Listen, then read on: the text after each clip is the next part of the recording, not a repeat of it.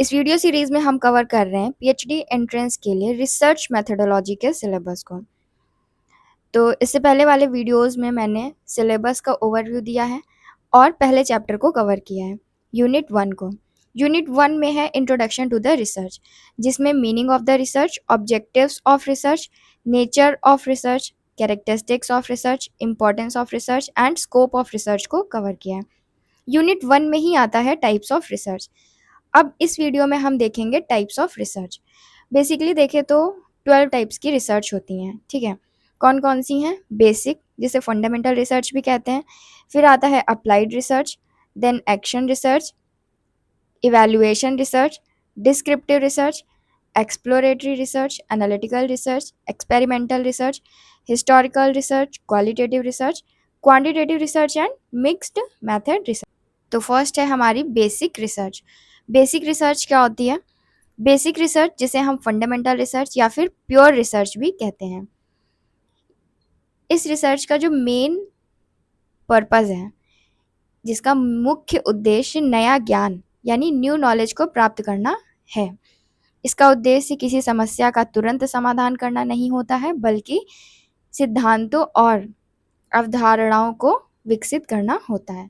Basic research, जिसे हम fundamental research भी कहते हैं या फिर प्योर रिसर्च भी कहते हैं, इसका जो मेन पर्पस है वो क्या है? न्यू नॉलेज को गेन करना, नई नॉलेज गेन करना। इसका मेन जो पर्पस है वो किसी भी प्रॉब्लम का तुरंत सॉल्यूशन देना नहीं होता है, बल्कि हम थ्योरीज और कॉन्सेप्ट को डेवलप करते हैं फंडामेंटल रिसर्च से। बात करें इसके ऑब्जेक्टिव्स की, तो नए सिद्धांत विकसित करना यानी न्यू प्रिंसिपल्स को क्रिएट करना, वैज्ञानिक ज्ञान बढ़ाना, साइंटिफिक नॉलेज इंक्रीज करना, किसी विषय की गहरी समझ प्राप्त करना, सब्जेक्ट नॉलेज इंक्रीज करना, भविष्य के अप्लाइड रिसर्च के लिए आधार तैयार करना, और अगर कोई अप्लाइड रिसर्च कर रहा है तो फिर उसके लिए एक बेस तैयार करना इसका ऑब्जेक्टिव होता है। बात करें इसके कैरेक्टरिस्टिक्स की, तो देखो ये थ्योरेटिकल नेचर की होती है। इसमें हम क्या करते हैं? थ्योरीज और कॉन्सेप्ट्स डेवलप करते हैं। इसका लॉन्ग टर्म बेनिफिट होता है, कोई भी इमीडिएट प्रैक्टिकल एप्लीकेशन नहीं होता है, और इस रिसर्च को लेबोरेटरीज में, यूनिवर्सिटीज़ में एंड रिसर्च इंस्टीट्यूट्स में कंडक्ट किया जाता है। इसके फ़ायदे क्या होते हैं? नॉलेज इंक्रीज करता है, हेल्प करता है न्यू थ्योरीज को डेवलप करने में, और फ्यूचर रिसर्च के लिए फाउंडेशन रखता है, ठीक। लेकिन इसके कुछ डिसएडवांटेज भी हैं। पहली बात तो ये बहुत ही एक्सपेंसिव होता है और टाइम कंज्यूमिंग होता है। इस रिसर्च को करने में बहुत ज़्यादा टाइम लग जाता है। प्रैक्टिकल बेनिफिट्स इसके इमीडिएट तो नहीं होते हैं, ठीक है। बाद में कोई अप्लाइड रिसर्च कर रहा है तो वो इनका यूज़ कर सकता है। तो फिर से देखें, बेसिक रिसर्च क्या होता है? बेसिक रिसर्च, जिसे हम फंडामेंटल रिसर्च भी कहते हैं, ये प्योर रिसर्च भी कहा जाता है। इसका मेन पर्पस है न्यू नॉलेज को क्रिएट करना, कोई भी एग्जिस्टिंग जो भी टॉपिक है उससे रिलेटेड और ज़्यादा नॉलेज फाइंड आउट करना, थ्योरीज क्रिएट करना, कॉन्सेप्ट क्रिएट करना, नए प्रिंसिपल्स को डेवलप करना, साइंटिफिक नॉलेज इंक्रीज करना, और पर्टिकुलर सब्जेक्ट से डीपली स्टडी करना, ठीक है, उस सब्जेक्ट की गहराई से पढ़ाई करना। और ये जो रिसर्च है अप्लाइड रिसर्च के लिए एक बेस तैयार करती है। इसकी कैरेक्टरिस्टिक्स देख ली, एडवांटेज एंड डिसएडवांटेजेस। अब सेकेंड नंबर पे आएगा अप्लाइड रिसर्च। अप्लाइड रिसर्च क्या होता है? इसके नाम से ही पता चल रहा है, एप्लीकेशन। अप्लाइड रिसर्च वह शोध है जिसका उद्देश्य किसी वास्तविक यानी रियल लाइफ समस्या का समाधान करना होता है। इसमें पहले से उपलब्ध यानी जो एग्जिस्टिंग नॉलेज है उसका उपयोग करके व्यवहारिक यानी प्रैक्टिकल समाधान विकसित किए जाते हैं। इसका मुख्य लक्ष्य किसी समस्या का हल करना और समाज, उद्योग, शिक्षा, स्वास्थ्य या अन्य क्षेत्रों में सुधार लाना होता है। अब जो हमने फंडामेंटल रिसर्च करी, बेसिक रिसर्च करी, जो थ्योरीज कॉन्सेप्ट को डेवलप किया, उनका हम यहाँ पे इस्तेमाल करेंगे और किसी भी प्रॉब्लम के सॉल्यूशन को निकालेंगे, इमीडिएट सॉल्यूशन निकालेंगे, उस नॉलेज को प्रैक्टिकल में लेके आएंगे, ठीक है। इसका ऑब्जेक्टिव क्या होता है? किसी वास्तविक या व्यवहारिक समस्या का समाधान करना, उपलब्ध ज्ञान का उपयोग करके व्यवहारिक परिणाम प्राप्त करना, उत्पादों, सेवाओं या प्रक्रियाओं में सुधार करना, नीति निर्माण यानी पॉलिसी मेकिंग और निर्णय लेने में सहायता करना, समाज और मानव जीवन की गुणवत्ता को बेहतर बनाना। अगर हम इसकी कैरेक्टरिस्टिक्स की बात करें तो यही सब इसकी कैरेक्टरिस्टिक हैं कि ये प्रैक्टिकल नेचर का होता है, प्रॉब्लम ओरिएंटेड होता है, ये बेस्ड होता है एग्जिस्टिंग नॉलेज एंड थ्योरीज पे, जो हमारे पास पहले से ही नॉलेज और थ्योरीज हैं उन पे बेस्ड होता है, इमीडिएट एप्लीकेशन होता है और इसको रियल लाइफ सिचुएशन में कंडक्ट किया जाता है, इसका जो रिजल्ट है वो स्पेसिफिक होता है, यूजफुल होता है फॉर सॉल्विंग प्रॉब्लम्स। अगर हम बात करें इसके एडवांटेजेस की तो ये हमें डायरेक्ट सॉल्यूशन प्रोवाइड करता है किसी भी प्रॉब्लम का, इमीडिएट बेनिफिट होता है इंडिविजुअल्स को, ऑर्गेनाइजेशंस को और सोसाइटी को, improves product service and process, helps in policy making and decision making, enhances quality of life। अब अगर हम बात करें इसके डिसएडवांटेजेस क्या हैं तो ये स्पेसिफिक प्रॉब्लम के तक लिमिटेड रहता है, हर प्रॉब्लम का सोल्यूशन नहीं है, एक पर्टिकुलर प्रॉब्लम का सोल्यूशन फाइंड आउट किया जाता है इसमें। फाइंडिंग्स में नॉट बी यूनिवर्सली एप्लीकेबल, जो भी सोल्यूशन फाइंड किया है वो यूनिवर्सली एप्लीकेबल हो ये ज़रूरी नहीं। May overlook the development of new theories, और इस रिसर्च में भी कुछ नई थ्योरीज डेवलप हो जाती हैं और एक्सपेंसिव तो होती ही है। एग्जाम्पल देख लो इसका, developing a new vaccine to prevent a disease, improving teaching methods to increase students learning, creating a mobile application to help farmers। तो नई वैक्सीन डेवलप करना, किसी डिजीज़ को प्रिवेंट करना, ठीक, नई टीचिंग मेथड्स को डेवलप करना है स्टूडेंट के लर्निंग को इंक्रीज़ करने के लिए, मोबाइल एप्लीकेशंस को क्रिएट करना ताकि फार्मर्स को हेल्प कर सकें। तो ये सब क्या है, अप्लाइड रिसर्च। फिर आता है थर्ड नंबर पे एक्शन रिसर्च। एक्शन रिसर्च क्या होता है, यह वह शोध है जिसमें जो रिसर्चर है स्वयं किसी समस्या को पहचानता है, उसका समाधान खोजने के लिए कार्य करता है और फिर उस कार्य के परिणामों को ऑब्जर्व करता है तथा चिंतन करता है ताकि भविष्य में और बेहतर सुधार किया जा सके। इसका मुख्य उद्देश्य किसी स्थानीय समस्या का समाधान करते हुए व्यवहार, प्रक्रियाओं या प्रथाओं में सुधार लाना होता है। यानी एक्शन रिसर्च क्या होता है, इसमें जो रिसर्चर है वो खुद से पहले प्रॉब्लम ढूंढेगा कि प्रॉब्लम क्या है, फिर उसका सॉल्यूशन ढूंढेगा, फिर उस प्रॉब्लम पे काम करेगा, सॉल्यूशन ढूंढेगा और ये ऑब्जर्व करेगा कि इसको फ्यूचर में और कैसे बेटर किया जा सकता है। इसका मेन ऑब्जेक्टिव क्या होता है इस रिसर्च का, किसी विशेष समस्या की पहचान करना और उसे हल करना, शैक्षिक, सामाजिक या कार्यस्थल से जुड़ी प्रथाओं में सुधार लाना, सीखने सिखाने की प्रक्रिया, कार्यकुशलता और गुणवत्ता को बढ़ाना, पार्टिसिपेंट्स की भागीदारी से सकारात्मक परिवर्तन लाना, शोधकर्ता को निरंतर चिंतन और आत्म मूल्यांकन का अवसर देना। तो देखो ये जो रिसर्च है वो क्या करती है, किसी पर्टिकुलर प्रॉब्लम को पहचानता है रिसर्चर और उसका सॉल्यूशन निकालता है, ठीक। एजुकेशनल इंस्टीट्यूशंस हो गए, सोशल इंस्टीट्यूशंस हो गए, इनसे जुड़ी जो भी प्रथाएं हैं उनमें, प्रथाएं इन द सेंस प्रैक्टिसेस, ठीक है, मान लो कोई प्रैक्टिस सही नहीं है एजुकेशनल इंस्टीट्यूशन पे या सोशल इंस्टीट्यूशंस पे, जैसे सती प्रथा सोशल इंस्टीट्यूशन पे ये जो प्रैक्टिस है वो सही नहीं है, तो इन प्रथाओं में सुधार लाना, सीखने सिखाने की प्रक्रिया, कार्यकुशलता और गुणवत्ता को बढ़ाना। जो रिसर्चर है वो इस रिसर्च से बहुत कुछ सीखता है, उसकी जो क्वालिटी है वो इन्हांस होती है, ठीक है, पॉजिटिव चेंजेस आते हैं और रिसर्चर इसका सेल्फ एवोल्यूशन करता है, ठीक, इवैल्यूएशन करता है। अब देखो एक्शन रिसर्च में क्या स्टेप्स होते हैं कि प्लानिंग की जाती है, फिर एक्ट किया जाता है, फिर उसको ऑब्जर्व किया जाता है, रिफ्लेक्ट किया जाता है और फिर उसको रिवाइज किया जाता है और रीप्लान किया जाता है। अगर हम इसकी कैरेक्टरिस्टिक्स की बात करें तो ये स्थानीय और वास्तविक समस्याओं पर आधारित है, शोधकर्ता स्वयं समस्या का अनुभव करता है, प्लान, एक्ट, ऑब्जर्व और रिफ्लेक्ट पे आधारित है, ये पार्टिसिपेटरी इन नेचर है, फ्लेक्सिबल होती है ये रिसर्च, छोटे स्तर पे की जाती है, तत्कालिक सुधार लाने पर इसका मेन फोकस है, डेटा मुख्यतः क्वालिटेटिव होता है लेकिन आवश्यकता होने पर मात्रात्मक डेटा भी लिया जा सकता है, यानी क्वांटिटेटिव डेटा और क्वालिटेटिव डेटा दोनों हो सकते हैं। फिर बात करें अगर हम इसके एडवांटेजेस की, तो फ़ायदे क्या हैं इसके? तत्कालीन समस्या का समाधान करता है, ठीक है। व्यवहार और प्रथाओं में सुधार लाता है, प्रतिभागियों की सक्रिय भागीदारी सुनिश्चित करता है, शोधकर्ता को व्यवहारिक अनुभव और सीखने का अवसर मिलता है, फ्लेक्सिबल इन नेचर होता है, ठीक, ये जो रिसर्च है, जिसकी वजह से चेंजेस जो हैं वो हो पाते हैं, कम लागत और कम समय में किया जा सकता है, तो ये इसका फ़ायदा है। लेकिन इसके डिसएडवांटेज क्या हैं कि ये सीमित क्षेत्र तक ही लागू या फिर समानीकरण किया जा सकता है, ठीक है, जनरलाइजेशन। शोधकर्ता के व्यक्तिगत यानी बायस का प्रभाव हो सकता है, सटीक मापन और निमंत्रण कठिन होता है, दस्तावेजीकरण और विश्लेषण में समय अधिक लग सकता है। तो ये होती है हमारी क्या? Action research.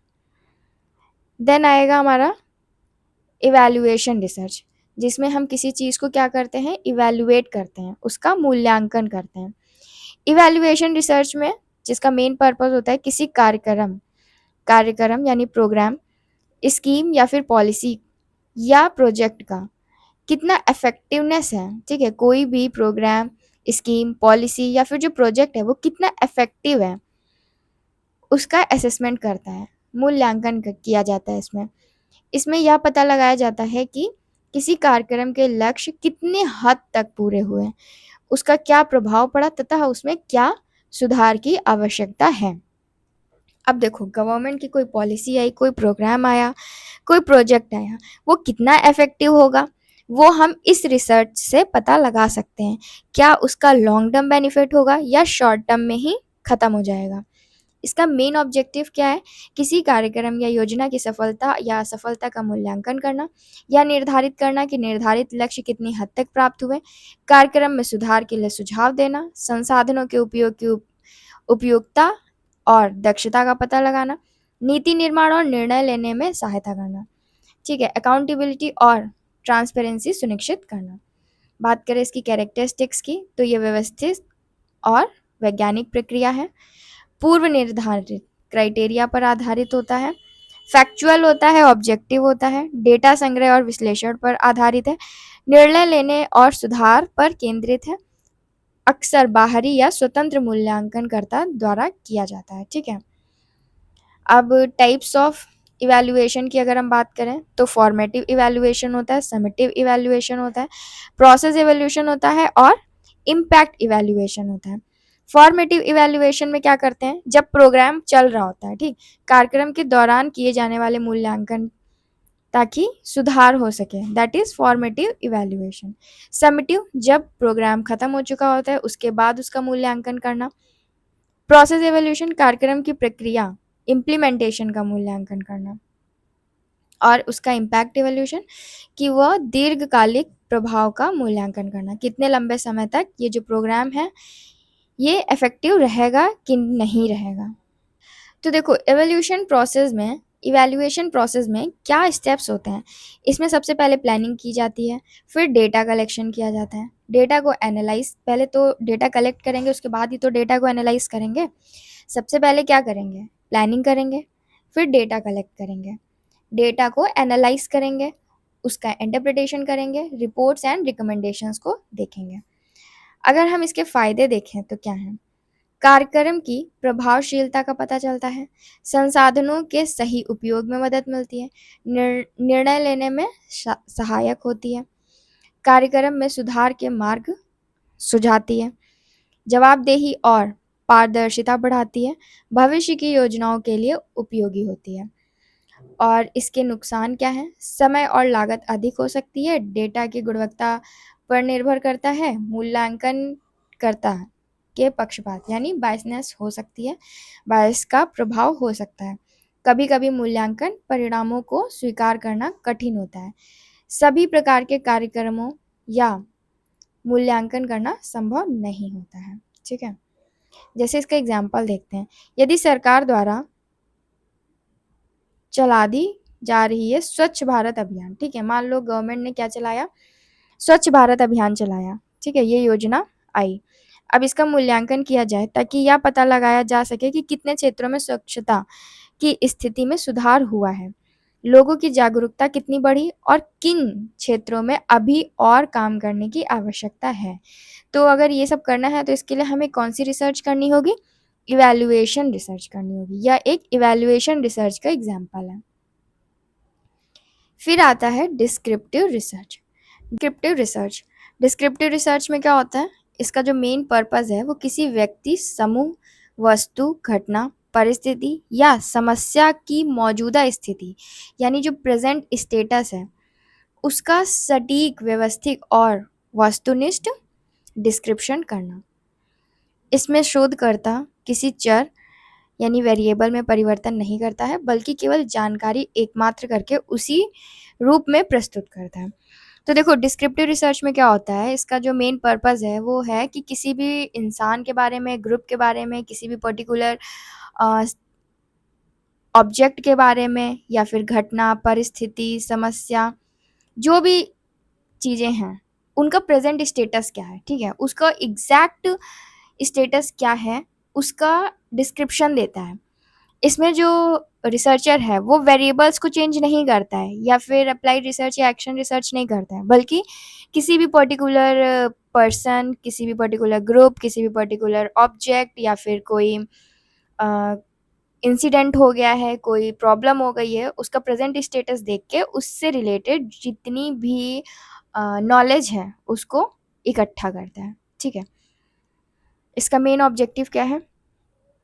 किसी स्थिति या घटना या सटीक वर्णन करना, किसी स्थिति या घटना का सटीक वर्णन करना, व्यक्तियों, समूहों, घटनाओं और विशेषताओं को जानना, फैक्चुअल और विश्वसनीय जानकारी एकमात्र करना।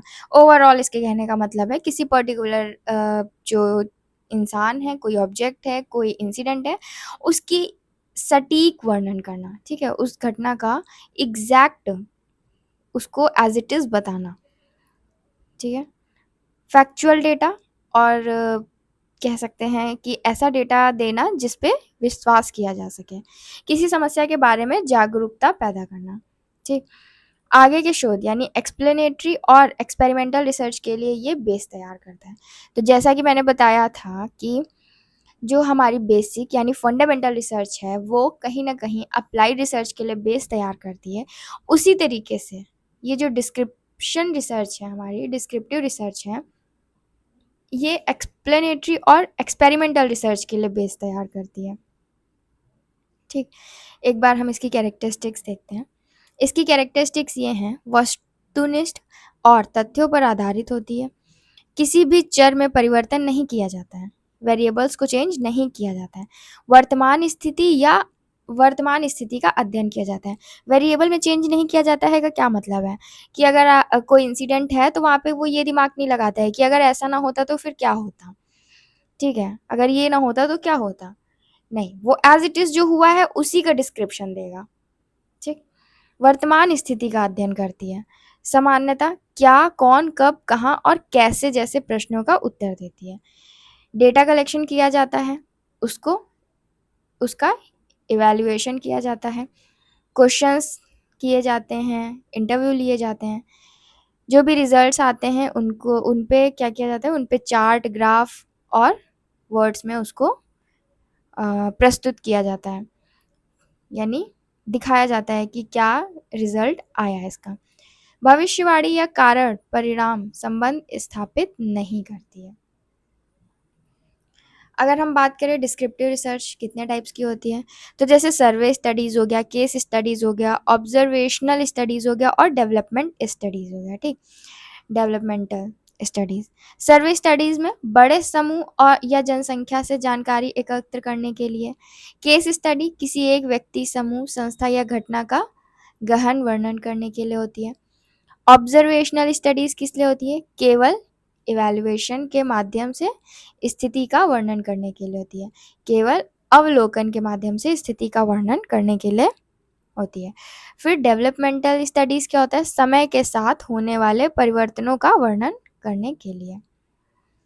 मेथड्स ऑफ डेटा कलेक्शन के क्या मेथड्स हैं?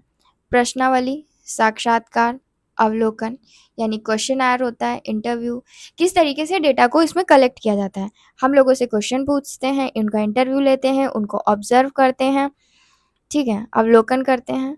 स्केड्यूल, डॉक्यूमेंट एनालिसिस करते हैं, दस्तावेज विश्लेषण, रेटिंग स्केल्स के ज़रिए, चेकलिस्ट के ज़रिए, ठीक है, एक चेकलिस्ट तैयार करते हैं, जाके पता करते हैं कि यहाँ पे ये हुआ है कि नहीं हुआ है, और उस पर टिक या क्रॉस करते हैं, ठीक। इसके फ़ायदे क्या हैं और इसके डिसएडवांटेजेस क्या हैं? एडवांटेजेस ये हैं कि आसान और कम खर्चीला होता है, बड़ी संख्या में डेटा कलेक्ट किया जा सकता है, तथ्यों और विशेषताओं को स्पष्ट रूप से जानने में सहायक, अन्य शोधों की तुलना में समय की कम आवश्यकता, योजना निर्माण और निर्णय लेने में उपयोगी। इसके डिसएडवांटेजेस क्या हैं? यह केवल वर्णन करती है, कारण या प्रभाव नहीं बताती। परिणामों की सामान्यीकरण क्षमता सीमित हो सकती है। शोधकर्ता की जो बायस का प्रभाव हो सकता है, गहन इन डेप्थ अध्ययन नहीं कर पाती, केवल वर्तमान स्थिति तक सीमित रहती है, ठीक है। फिर आती है हमारी इसके बाद एक्सप्लोरेटरी रिसर्च, जिसमें जो रिसर्चर है वो क्या करता है? एक्सप्लोर करता है। एक्सप्लोरेटरी रिसर्च वो रिसर्च है जिसमें किसी ऐसे विषय या समस्या के बारे में प्रारंभिक जानकारी प्राप्त करने के लिए किया जाता है जिसके बारे में बहुत कम या बिल्कुल भी जानकारी उपलब्ध नहीं होती है। एक्सप्लोरेटरी रिसर्च में जो रिसर्चर है वो किसी ऐसी प्रॉब्लम के बारे में जानने की कोशिश करता है जिसके बारे में जो इन्फॉर्मेशन है वो या तो बहुत कम है या फिर नहीं है। इसका जो मेन पर्पस है वो क्या है? इसका मुख्य उद्देश्य समस्या की प्रकृति को समझना, संभावित कारणों की पहचान करना तथा आगे की विस्तृत अनुसंधान यानी डिटेल रिसर्च के लिए आधार तैयार करना होता है, ठीक। इसके अगर ऑब्जेक्टिव की बात करें तो किसी समस्या या विषय के बारे में प्रारंभिक जानकारी प्राप्त करना, समस्या की स्पष्ट परिभाषा और स्कोप को निर्धारण करना, संभावित कारणों, कारकों या आयामों की पहचान करना, उपयुक्त परिकल्पना यानी हाइपोथेसिस तैयार करना, आगे की रिसर्च के लिए दिशा और आधार प्रदान करना, ठीक है। बात करें इसके कैरेक्टरिस्टिक्स की, ये फ्लेक्सिबल इन नेचर होती है, पूर्व नियोजन कम होता है, समस्या को बेहतर समझने पर केंद्रित है, स्मॉल सैंपल का भी उपयोग किया जाता है, क्वालिटेटिव दृष्टिकोण अधिक उपयोगी होती है और यह भविष्य के शोध की योजना बनाने में सहायक होता है, परिणाम जनरलाइज करने के लिए नहीं होते हैं, ठीक है। तो इसकी कैरेक्टरिस्टिक क्या है कि फ्लेक्सिबल नेचर की होती है ये रिसर्च, नियोजन कम होता है, पूर्व नियोजन कम होता है और किसी भी प्रॉब्लम को अच्छे से समझने पे फोकस करना इसका काम है। स्मॉल सैंपल का भी यूज़ करते हैं, क्वालिटेटिव नेचर का होता है और फ्यूचर की रिसर्च के लिए भी हेल्पफुल है और इसके जो भी कंक्लूज़न होता है उसको जनरलाइज नहीं किया करा जा सकता, ठीक। इसके फ़ायदे क्या हैं? ये विचारों और दृष्टिकोणों का विकास करता है, समस्या की गहराई से समझ प्राप्त करने में मदद करता है, कम समय और कम लागत में किया जा सकता है, शोधकर्ता को सही दिशा और आगे बढ़ने का मार्गदर्शन करता है, अनुसंधान के दायरे को सीमित करने में हेल्पफुल है। एक्सप्लोरेटरी रिसर्च करने के लिए क्या स्टेप्स होते हैं? सबसे पहले हम समस्या की पहचान करते हैं, उससे रिलेटेड जो भी इंफॉर्मेशन है वो कलेक्ट करते हैं, उसका विश्लेषण करते हैं, परिकल्पनाएं तैयार करते हैं यानी हाइपोथेसिस तैयार करते हैं, फिर उसके बाद आगे के रिसर्च के लिए प्लानिंग करते हैं। अगर हम देखें तो इस रिसर्च में हम डेटा कलेक्शन कैसे करते हैं? लिटरेचर रिव्यू करके, इंटरव्यूज़ लेके, ऑब्जर्वेशंस करके, फोकस ग्रुप डिस्कशन से, इनफॉर्मल डिस्कशन से या फिर केस स्टडी से। पर इसके कुछ डिसएडवांटेजेस भी हैं। क्या? निष्कर्ष निश्चित या निर्णायक नहीं होते, परिणामों को सामान्यीकृत नहीं किया जा सकता, शोधकर्ता के पूर्व यानी बायस का प्रभाव पड़ सकता है, केवल प्रारंभिक जानकारी प्रदान करता है, समाधान नहीं, यदि सावधानी ना रखी जाए तो दिशा भटक सकती है, ठीक। तो ये है हमारी एक्सप्लोरेटरी रिसर्च, जिसमें कि जो रिसर्चर है वो खुद से किसी ऐसी प्रॉब्लम के बारे में पता लगाता है जिसके बारे में जो इन्फॉर्मेशन है वो बहुत कम दी हुई है या फिर नहीं है, तो उससे रिलेटेड जितनी भी इन्फॉर्मेशन है उन सबको इकट्ठा करके फिर हाइपोथेसिस तैयार करना, आगे की रिसर्च करना, इसमें रिसर्चर का काम होता है। अब हम आगे की रिसर्च को देखेंगे नेक्स्ट पार्ट में।